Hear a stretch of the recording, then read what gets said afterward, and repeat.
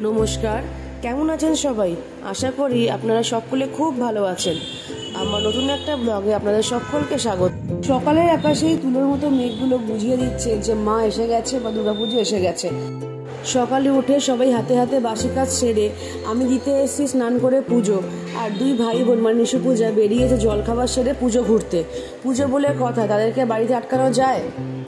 আজ ষষ্ঠী, সকলকে জানাই ষষ্ঠীর শুভেচ্ছা ও ভালোবাসা। পুজোটা তোমরা খুব ভালো করে কাটাও, সাবধানে কাটাও, সব থেকে বড় কথা হচ্ছে সাবধানে কাটাও।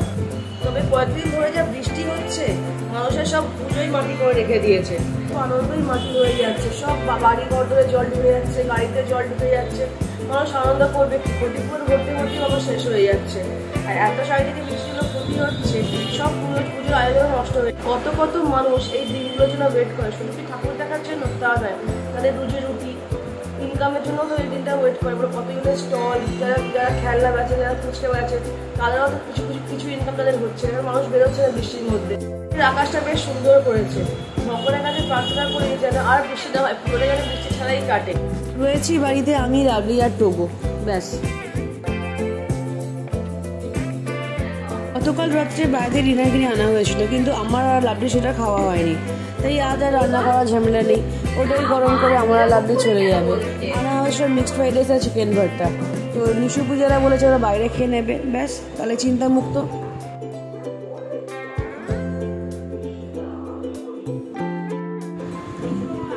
আজকে ওয়েদারটা ভালো দেখে একটু রেডি হয়েছি, বেরোবো ঠাকুর দেখতে।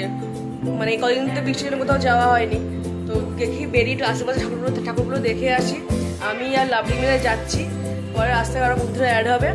চলুন তাহলে আপনাদেরকেও দেখিয়ে নিয়ে এসে ঠাকুর দেখতে যাচ্ছি আমি, তাহলে চলুন গিয়ে প্যান্ডেলে গিয়ে দেখা হচ্ছে আপনাদের সাথে। বেরিয়ে টোটো নিয়ে গেলাম মন্দিরতলা। রাস্তায় ভিড় দেখে টোটোওয়ালা আমাদের অনেকটা আগেই নামিয়ে দিল, তাই ভিড় ঠেলতে ঠেলতেই গেলে মন্দিরতলা মাঠে প্যান্ডেলের দিকে। ভিড় ঠেলতে ঠেলতে অবস্থা এমনি খারাপ হয়ে গেছে আমাদের।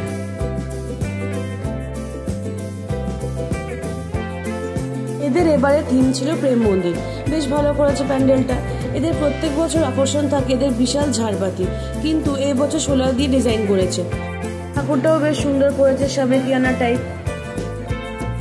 ঠাকুর দেখে বেরিয়ে আগে কিনলাম টোগোর জন্য খেলনা, না হলে তো ঘরে এন্ট্রি দেবেন না বাবু আবার।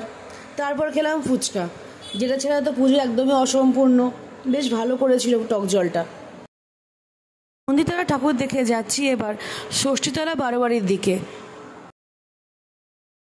চলে এসেছি ষষ্ঠীতলা বারোয়ারিতে। এবার এদের 100 বছর পুরো হয়েছে। এদের প্যান্ডেলের থিম করেছে পঞ্জিকা, বেশ সুন্দর করেছে। এন্ট্রেন্সের ঝাড়বাতিটাও বেশ সুন্দর, সাইডের থিমটা করেছে হচ্ছে ছোট ছোট গোপাল দিয়ে, আর ভেতরে এত ভিড় মায়ের মুখে ঠিক করে তুলতে পারিনি। ষষ্ঠীতলা থেকে বেরিয়ে বাড়ি যাওয়ার পথে একটা ছোট্ট সাবেকিয়ানা ঠাকুর দেখলাম, সেটাও আপনাদের সাথে শেয়ার করলাম।